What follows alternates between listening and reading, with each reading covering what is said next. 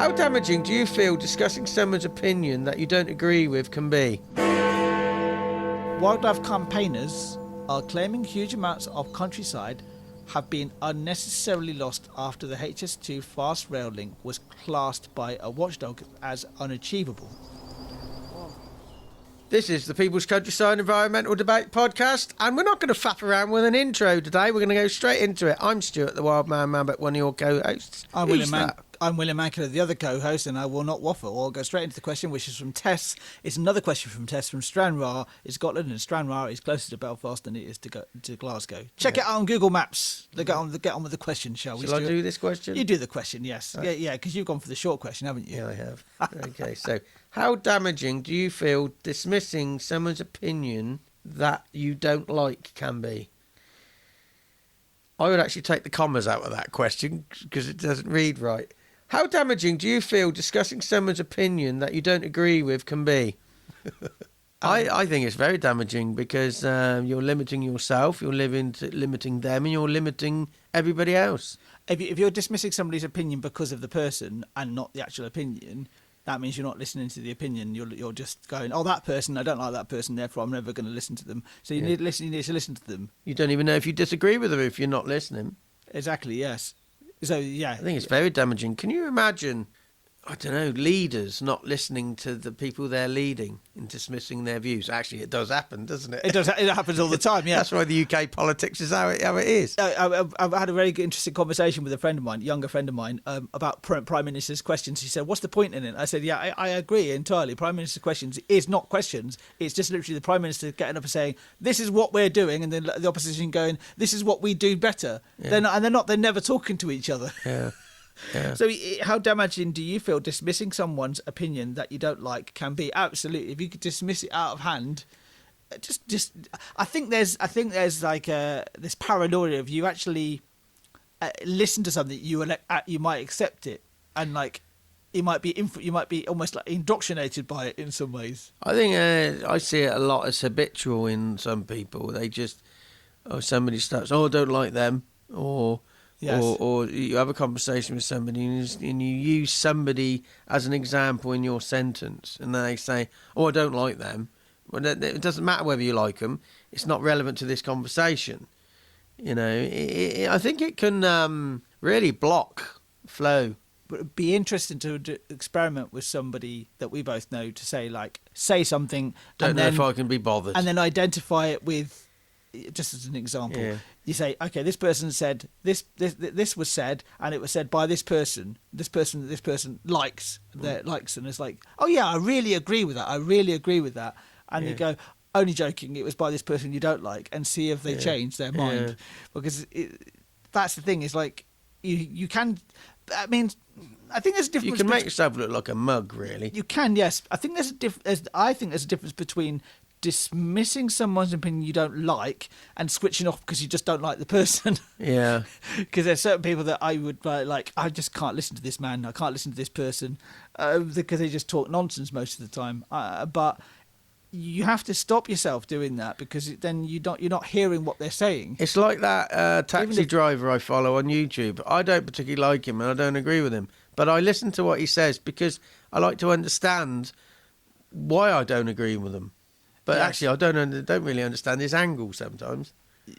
I don't know where his allegiances are. Yes, I can think of politicians that are like that, and you're talking absolute nonsense, but you've got to understand that nonsense. You've got to actually just to be aware of the nonsense that they're talking, because then you're aware of what they're saying. Simple question, that one. An action, I would say, when you're talking about ecological and climate matters, don't dismiss. Listen to everybody, challenge everybody. Don't just inanely agree either. You know, like I know people who look at Greta Thunberg and see her as some sort of goddess. No, she doesn't. Not everything she says is right. She's a person. Yeah. There was. I will mention Donald Trump's name briefly in this, because there was a podcast, a Facebook post. I'll get it out in a second. You say pacemaker. A Facebook post that said, "Describe this man in 2 words," and I said, Donald Trump, because that's what he's, just a person. Yeah. You know. Yeah. Just remember that. Okay. So, the reason we shot into this episode quite quickly with no intro, and we're going to go into the second question, is because it's a long question. So half the episode is going to be taken up with William reading it out. Yeah, Tom from Eastney and Portsmouth, and I can see why you chose to read out the first question. I think he's asked a question before, but Tom again, has. I'm confused with how many. Tom has, yes, because I remember talking about Eastney. I've stood on Eastney Beach. There's a cafe on Eastney Beach. Yeah. There you go. Can't remember the name of it. It wasn't a good cafe. This is about HS2. Whoa, we're back with HS2. Yeah, it's kind of like it rears its ugly head once again. Yeah. Okay. So sit down, get yourself go and put the kettle on, pause this podcast, get yourself a cup of tea or your preferred beverage, because it will take me a while to go through Tom's question.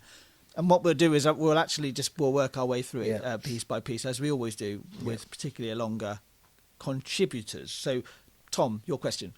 Wildlife campaigners are claiming huge amounts of countryside have been unnecessarily lost after the HS2 fast rail link was classed by a watchdog as unachievable.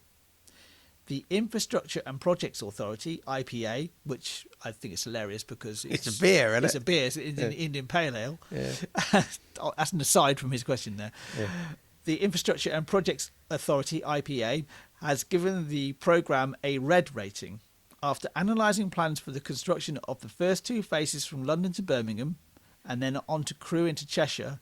The official infrastructure watchdog said, in its view, the project was undeliverable in its current form. Estelle Bailey, the chief executive of Berkshire, Buckinghamshire and Oxfordshire Wildlife Trust, BBOUT, said, the vast project has been mismanaged from the start. It's taken a wrecking ball to nature. In February 2023, the Wildlife Trust claimed HS2 Limited made fundamental flaws in the way it assessed the value of nature along the construction path. Estelle Bailey said further, it made huge errors in its calculations, undervaluing natural habitats and overvaluing the impacts of its compensation measure. If the project is abandoned, then huge amounts of nature will have been lost for nothing. We need to learn from this debacle. We're living through a climate crisis and we can't afford to make these costly mistakes. Chaps, that's obviously referring to us, what are your thoughts on this? I know you've done numerous episodes on HS2 as I've been quietly listening for a number of years now. Please revisit. Thanks. Yeah, HS2 has been a debacle. It could have been managed so much better. I think it's really important as a long-term project to getting more people back onto the trains, getting more people onto the trains. It's not about saving 20 minutes between London and Birmingham. It's about actually creating a sustainable long-distance network of trains in the United Kingdom, and it has been royally fucked up. Now, it's got royal approval, has it? Right.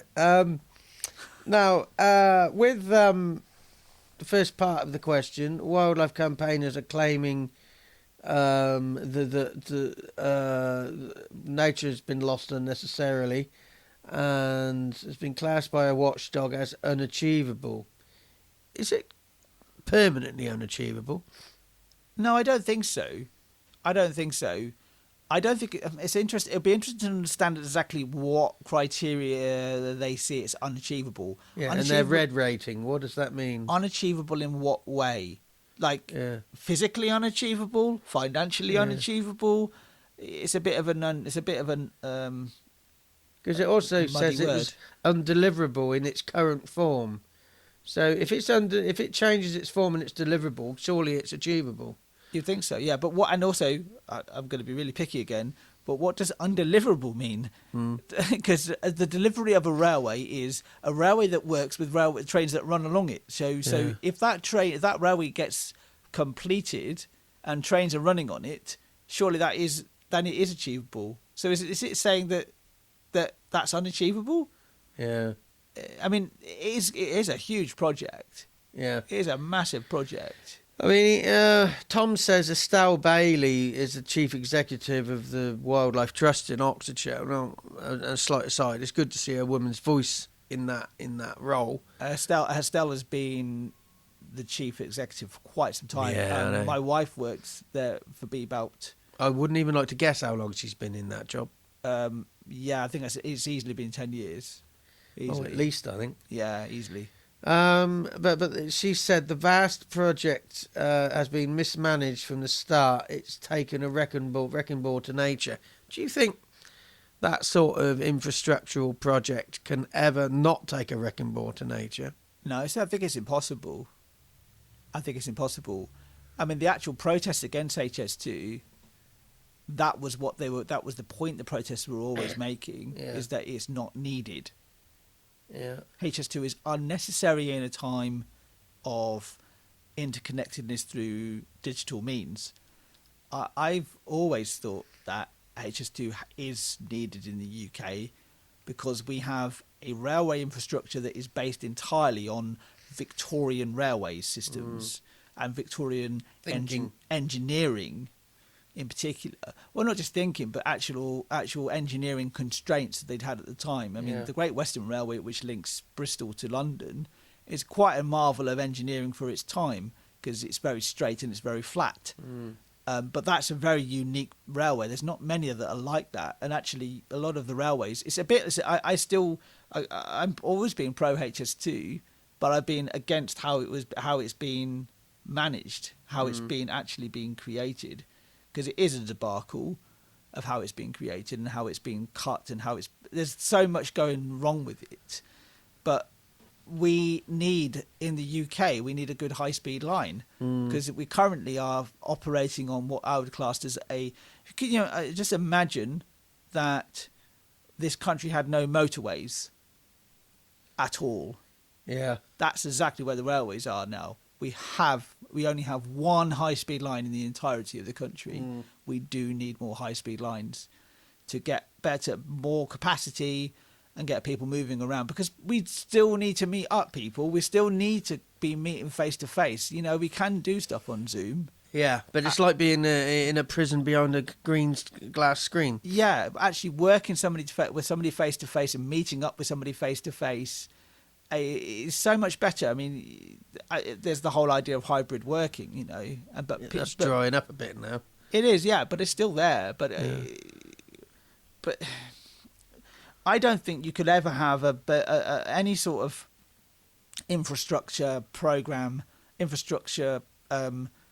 project that would never have any environmental impact. It would be impossible on something of the scale of a high-speed line, because the thing with a high-speed line, you can't make it twisty because it won't be a high-speed line.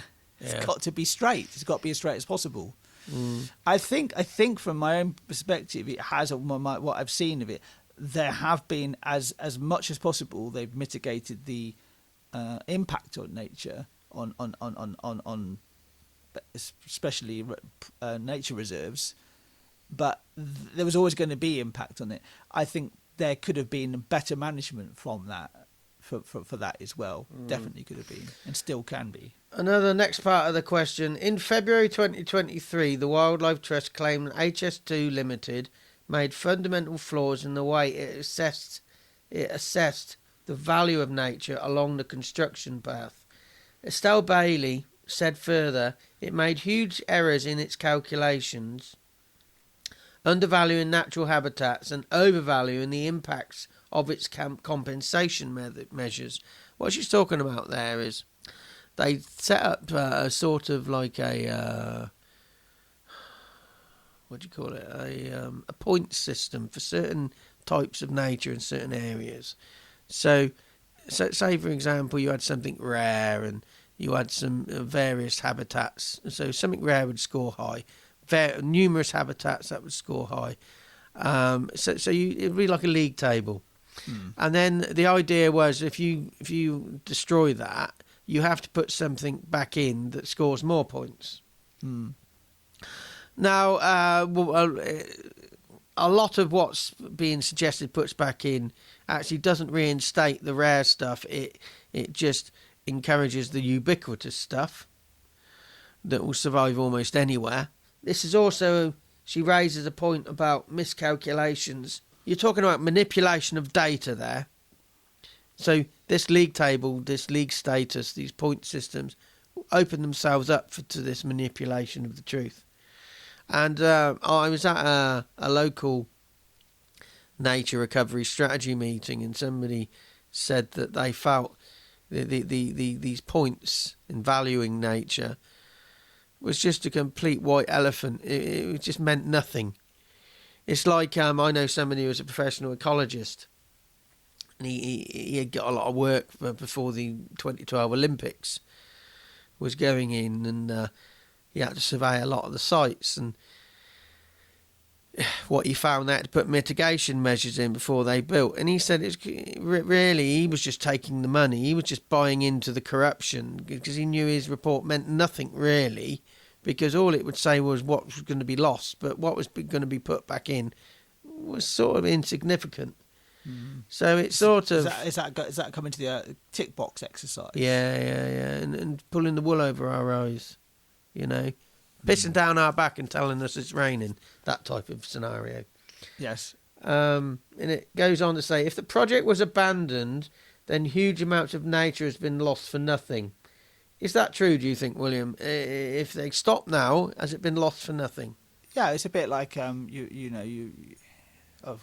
some reason I remember the restaurant we met up in a networking meeting, and the landlord was going to turn it into housing or something like that, or do something else with it, and they basically, I wouldn't say evicted, that's a bit strong, William, but the restaurant had to close, and I'm thinking, well, even 10 years or so later, it's still nothing's happened to it. That is a myth, that restaurant should still be there and still running, or have an opportunity to still be running. It is analogous to this, because if you're actually going out there and building this thing, and it gets mothballed, we've lost something for nothing. We have lost something for nothing, and it is, we need to. It goes on to say the question here. It goes on to say we need to learn from this debacle. We're living through a climate crisis, and we can't afford to make these costly mistakes. So, we can't afford to make these costly mistakes. We will make mistakes. Let's put it that way. We are human. To err is human. I don't know who said that, but to make mistakes is human. It's just how we learn from those mistakes. It says if the project stops now, nature's been lost for nothing.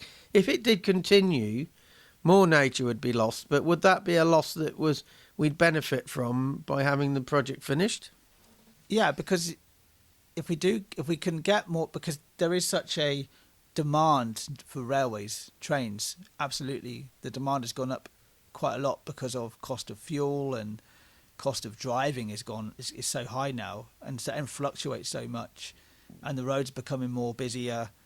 I've been on too many packed trains recently that we need better investment in our railways to get more people moving on railways. Is a really good idea, because you get more people on the railways, it is more ecologically sound, there's less fossil fuels being burnt, you're not being clogged up, you're not having roads clogged up by lots and lots of traffic, and particularly journeys that are not needed to be done by car. So we do need it. It's I come back to it. Is the nature that's going to be lost worth that benefit? My heart tells me no, but my head says yes. So my heart's like thinking, well, actually, we're destroying habitats, purposefully destroying habitats, and making the wildlife homeless and killing it, essentially. Yeah. But what is the benefit in the long term? If you think about generational thinking again, what is the long-term benefit of a big project like HS2? If it gets more people onto railways and gets them out of the cars, I think that makes a big difference. It might also mean it stops people flying a lot less as well within the country. I think long-distance flying is never a real big issue. It's the sort of short-term, short-haul flights. If you can stop short-haul flights, I think it was France that have stopped all short-haul flights, that there is an alternative with the train, basically. It says at the end of here, I know you've done numerous episodes on HS2, and I've been quietly listening for a number of years now. Please revisit. Never be afraid to raise a question more than once, because life moves on, and our views might move on, and your views might move on.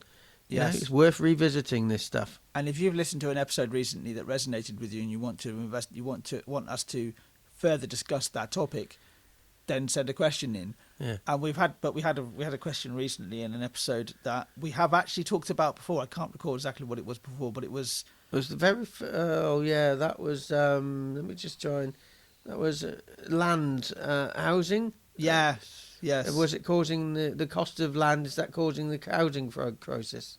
That's the one. Yeah. So we've had a question very similar to that, and yeah, Stuart and I are always happy to revisit questions because get an expert in, maybe get an expert in, but we visit a question from a different angle, different perspective, because if you send a question in about the same subject, it's going to be from a different perspective because it's from your perspective and not the person who originally sent the question in. And Stuart and I would have had we'll have an evolved opinion from it. Yeah, because life will have developed.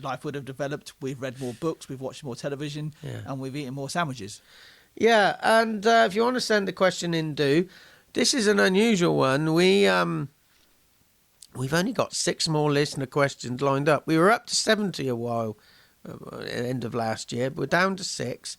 Now, but I'm not too concerned about that. But this is going to surprise you, William. When we did the last live incarnation of this podcast at Bothy Vineyard last year. Last year, yep. That was over a year ago.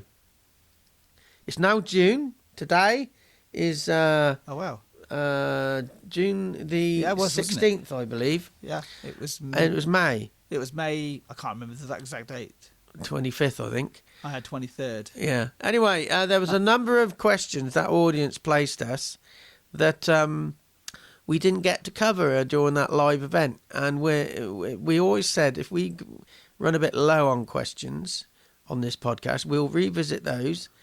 I reckon there's a good dozen of them, and then that will allow you guys to get questions back in the kitty. We've actually done a big batch of recording recently, so we get questions in at the same speed we record. Yes, but we've sort of got our neck ahead of the game slightly. So get some questions in. We're not going anywhere, and there will always be something for us to produce. But if you have a question, it's only going to take less than a month, potentially, to get it aired. So you've got something burning a hole in your soul or burning a hole in your bladder, and if anybody does a transcription of that little bit of sentence there, it will struggle, I think. And anyway, so I've been Stuart the Wild Man Mabbott. I've been William Manklow, and thanks very much for being with us for another episode of the People's Countryside Environmental Debate Podcast.